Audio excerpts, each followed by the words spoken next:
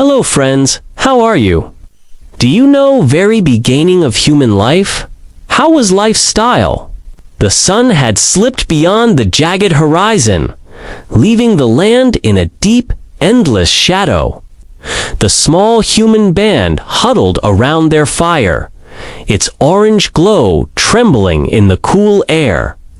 Outside the circle of light, the world was vast and black. One by one, they looked up. The sky opens. Above them stretched a dome of darkness, but it was not empty. Points of light, cold, distant, countless sparkled in patterns they had never noticed before. With the day's brightness gone, the heavens revealed themselves fully for the first time in their memory. At first, the sight brought unease. The sky seemed to go on forever, swallowing them whole. The fire felt small, their bodies small, the earth itself small, a fear in the unknown. Some covered their eyes or lowered their heads. To them, these lights might be eye spirits or predators watching from above. The way the stars seemed to shimmer felt alive, as if they could descend at any moment. A young child pointed at a streak of light racing across the darkness of a falling star. The sudden flash drew gasps. An elder muttered a deep, rumbling sound, a warning to stay close to the fire. Wonder takes root. Yet, curiosity crept in alongside the fear. One man tilted his head, tracing shapes among the point lines of hunters, animals, and rivers drawn in light. The Milky Way's pale river of stars stretched across the sky. And someone whispered a soft tone of awe, the kind reserved for rare discoveries. They began to notice patterns. The moon's glowing face changing shape over many nights. Bright wandering stars, planets, moving slowly among the fixed ones. Stars rising and setting just like the sun. Stories around the fire. That night, the group spoke in grunts, gestures, and mimed movements, trying to explain what they had seen. One man pointed to the sky, then to a spear, then mimed throwing was the sky a great hunt. A woman cupped her hands around her mouth, miming the calling of spirits were, the light's beings calling to them. The first connection to the cosmos. By dawn, the stars had faded, replaced by the familiar sun, but something had changed. The group now carried with them a quiet awareness that there was more to the world than the trees, rivers, and beasts they knew. Above them was a mystery they could not touch, but could never unsee. It was the first step toward stories, myths, and the human longing to understand the universe. The constant hunger. In the deep past, food was not guaranteed. Every sunrise brought the same question: what can we eat today? The hunters could return empty-handed for days, so the gatherers, mostly women, children, and elders searched for plants, berries, roots, and seeds. But there was danger in every choice. Some plants nourished the body, while others caused sickness, pain, or even death, without books or teachers beyond their elders. They relied on instincts, animal behavior, and the costly lessons of trial and error, learning from the animals. One morning, a small group followed the path of a troop of monkeys. They watched carefully as the monkeys plucked red berries from a certain bush, chewing them without hesitation. If the animals ate without signs of distress, no gagging, No frantic rubbing at the mouth. The humans would cautiously try the same fruit. Similarly, they learned to avoid plants. Animals ignored completely or spat out. Tasting leaves often meant danger, though not always. Testing in small doses. Over time, the tribe developed a method. Smell first. A strong, unpleasant odor often signaled poison. Touch two lips. If lips or tongue tingled or burned, they spat it out. Chew and wait. A small bite would be chewed and swallowed, followed by hours of watchful waiting to see if sickness came. This cautious process, passed from elder to youth, meant fewer deadly mistakes, discoveries, and first harvests. A root with brown skin and white flesh turned out to be rich in starch when roasted in the fire. Small blueberries were sweet and safe, but a similar-looking purple berry caused cramps and vomiting. A nut inside a rock-hard shell could be eaten only after being cracked open with stones and roasted to remove bitterness. Every discovery was celebrated. Safe food meant more energy for hunting, more days without hunger. The price of knowledge. Not every experiment ended well. One youth once ate too many unfamiliar seeds without testing. His stomach swelled, his face went pale, and he died within a day. The tribe remembered, passing on warnings through gesture and sound, and marking dangerous plants with broken branches or piles of stones. The role of fire in safety. Fire changed the rules again. Some plants that were too hard or bitter to eat raw became edible when roasted or boiled. Tubers, previously inedible, softened and lost their bitterness after hours in hot ashes. From survival to tradition, over generations, knowledge of which plants were safe became part of the tribe's identity. Elders led children to specific groves and bushes, pointing, gesturing, and naming them in the tribe's earliest words. These foods weren't just survival. They were part of seasonal rhythms, celebrations, and migration patterns. What began as dangerous trial and error became one of humanity's first sciences, the study of the edible world. Dawn breaks on the savannah. The pale light of early morning stretched across a wide, golden grassland. A small band of early humans moved silently through the tall grasses, their muscles tense and eyes sharp. The air was thick with anticipation. Today's hunt would decide their next meal.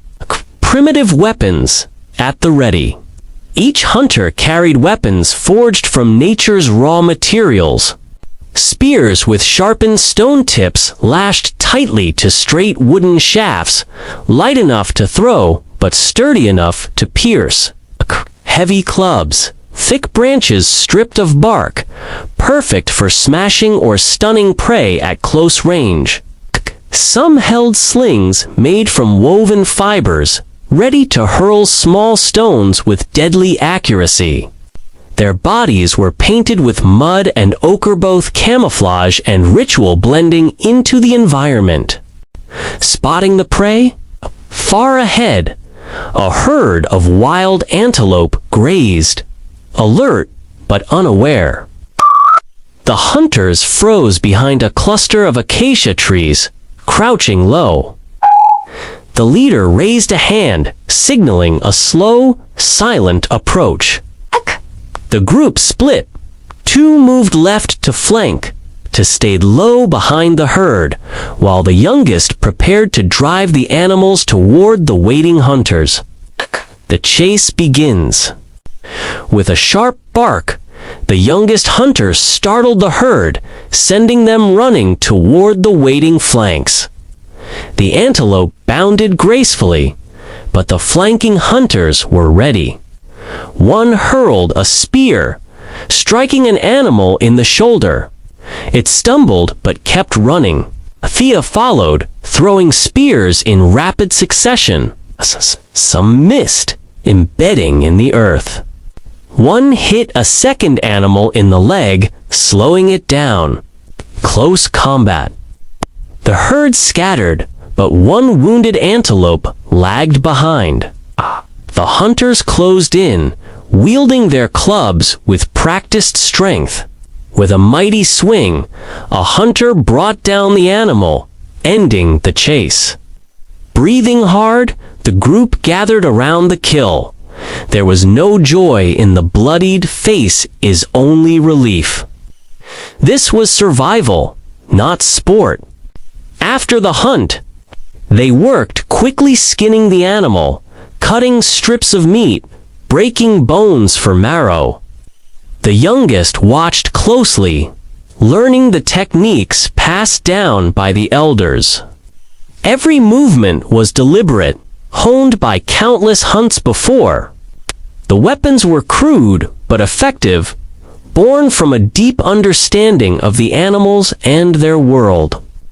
Night falls on the hunt camp. As firelight flickered and the scent of roasted meat filled the air, the hunters recounted the day's chase through gestures and grunts. The trophies of their primitive weapons lay nearby: a spear with a flint tip cracked from impact, a club scarred and worn. Tomorrow, they would hunt again. For now, they rested, hungry, tired, but alive. The shelter of stone. Deep inside a dark, cool cave, a flickering fire cast dancing shadows on rough, uneven walls. There smelled of smoke and earth. A small group of early humans gathered close, their eyes fixed on the surface before them, a blank canvas that would soon come alive.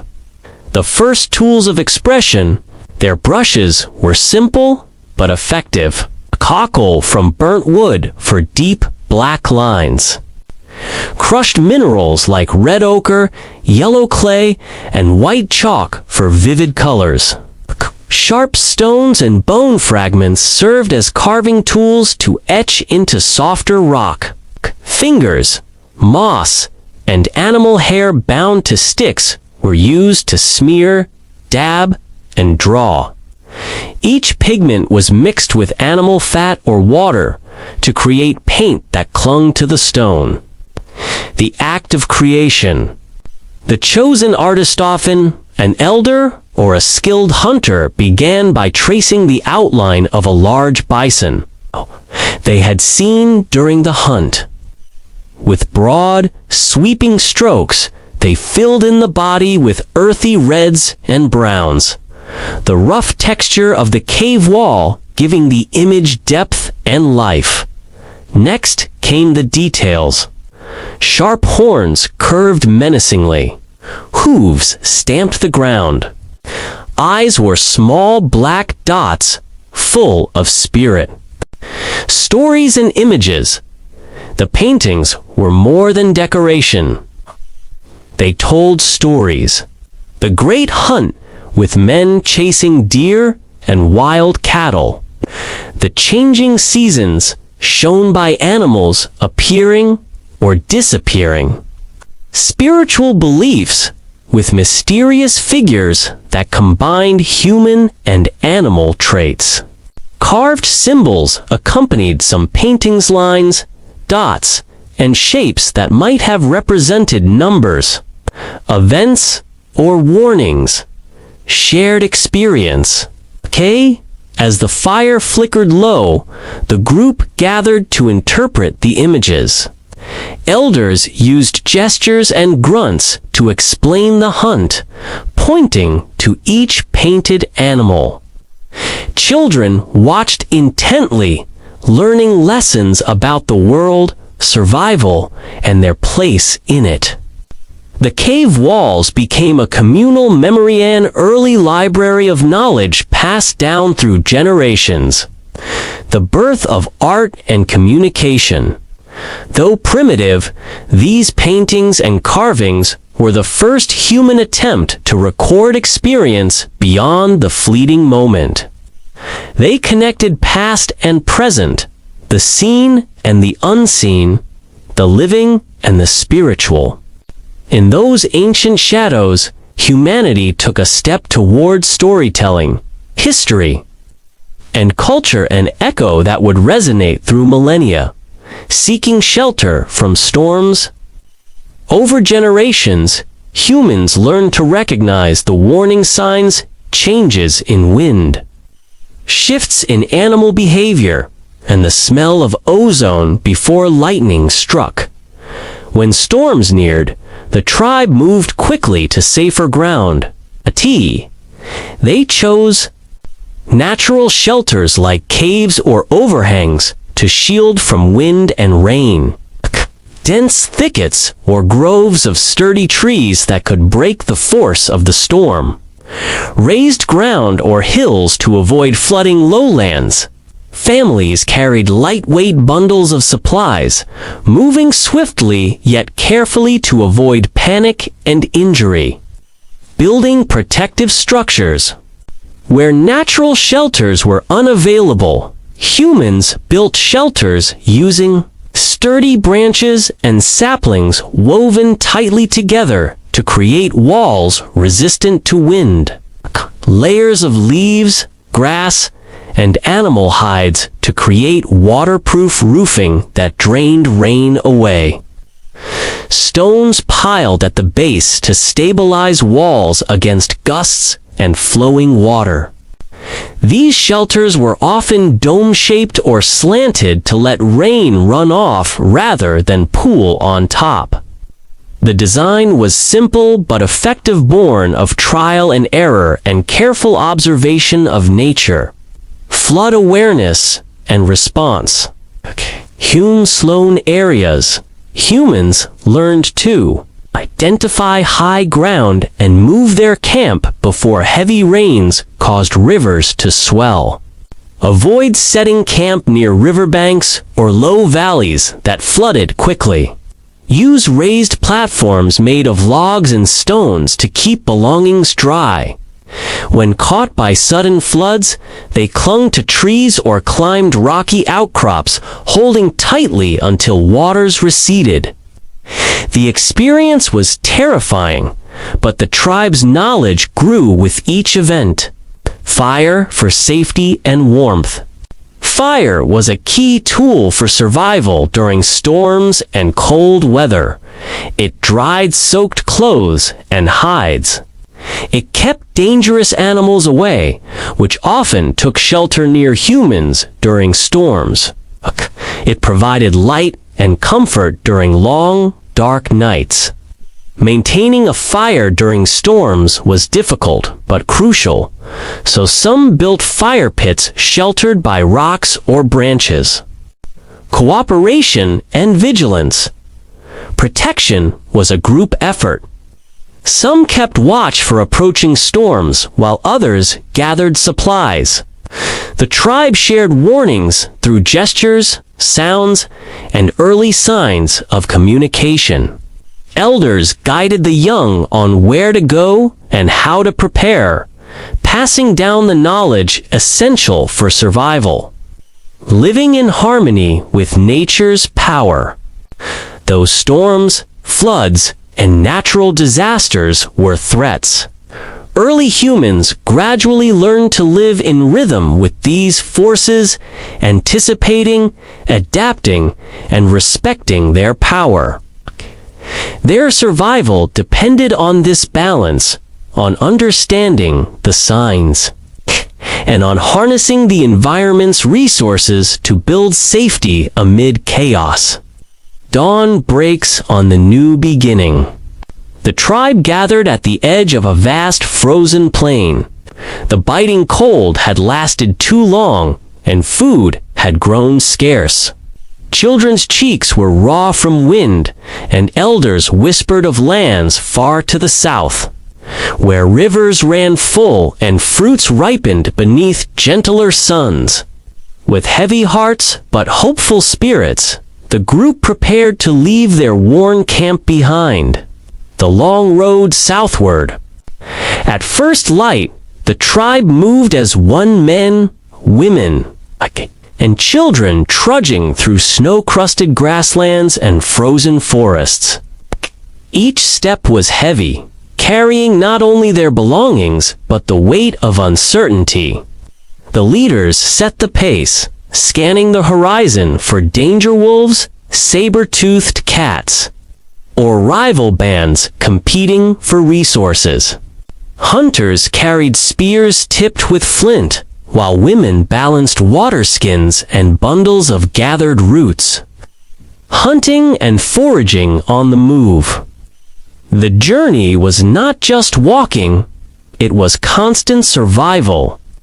Hunters stalked herds of migrating deer, using knowledge of animal behavior to catch food without exhausting the group.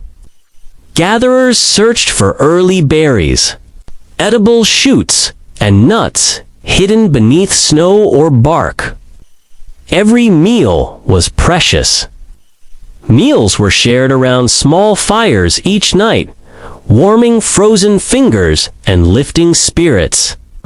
Facing the elements, the weather was unpredictable. Snowstorms buried tracks, making navigation difficult. Freezing rain turned paths to ice, threatening falls. When the winds howled, the tribe huddled behind rocky outcrops or hastily built shelters of branches and leaves. Despite the hardship, stories and songs echoed through the campfires, reminders of the life they sought ahead. Signs of hope. After weeks of travel, subtle changes marked the shifting landscape. The ice thinned and melted into rushing streams. Evergreen forests gave way to deciduous trees heavy with buds. The air smelled sweeter rich with the promise of spring. The group quickened their pace, knowing better food and safer water lay just beyond the next hill. Arrival at the new land. Finally, the tribe reached a fertile valley where rivers branched wide and wild game grazed peacefully. Berry bushes hung heavy with ripe fruit, and fish darted beneath clear waters. They set up camp, building shelters near the water's edge and planning hunts with renewed energy. Children laughed freely, no longer burdened by cold or hunger. The cycle continues. The migration was not just a flight from danger, but a testament to human resilience and adaptability. It was a journey of survival, community, and hope, a story passed down through generations as a foundation of human courage and exploration. A quiet morning near the campfire. The early sun filtered softly through the trees as a small human group settled near a freshwater stream. Among them, a young hunter noticed a skinny, wary canine, either fully wild nor fully tame, lingering at the edges of their camp. The animal was cautious, its ribs showing through patchy fur, eyes sharp but curious. It hung back, watching the humans, drawn by the scent of leftover meat, but wary of approaching too closely. Curiosity and caution. First, the humans regarded the creature with suspicion.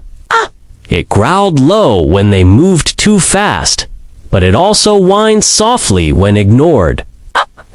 The young hunter, feeling a mix of loneliness and hope, slowly extended a hand with a small piece of dried meat. The dog's nose twitched. After a tense moment, it took the offering gently, eyes never leaving the hunter's face. That small act of sharing cracked the wall of fear between them, the beginning of trust. Over days, the canine lingered longer, no longer fleeing at the first movement. It began to follow the group during hunts and rests, its presence both protective and comforting. The humans started to realize the animal's keen senses its ability to alert them to danger, to track other creatures through the forest. In turn, the dog received scraps and warmth beside the fire. Its once ragged coat thickened, and its cautious eyes softened. Early collaboration. The tribe began to adapt their hunting and gathering with their new companion in mind. The dog would help corner prey or warn of predators. Humans used their hands to pet and soothe the animal, a silent language of reassurance. Over time, they noticed that pups born near the tribe were less fearful, more social. This marked the beginning of selective companionship, humans fostering traits they found helpful. A new kind of bond. One evening, as stars glittered overhead, the hunter and the dog sat side by side, watching the fire. It was more than survival, it was partnership. Both had learned that together they could face the wilderness with greater strength and safety. This was the dawn of domestication, a turning point that would shape the course of human history, turning wildness into friendship and instinct into cooperation. The dawn of anticipation. The morning sun painted the sky with soft oranges and pinks as the small tribe stirred from their shelters made of sticks and leaves. Excitement hummed quietly beneath the surface. Today was the day of their first big hunt together. Months of planning, learning, and practicing had led to this moment. Children whispered eagerly. Elders shared knowing glances, and hunters checked their spears and clubs one last time. The air was thick with hope and determination. The hunt begins.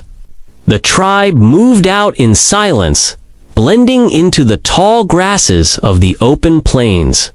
Eyes scanned for movement, ears tuned to every rustle.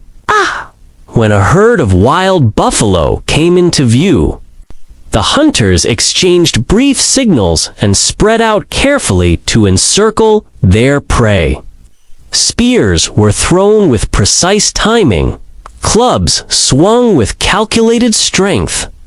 After a tense chase and struggle, the tribe succeeded in bringing down a massive buffalo.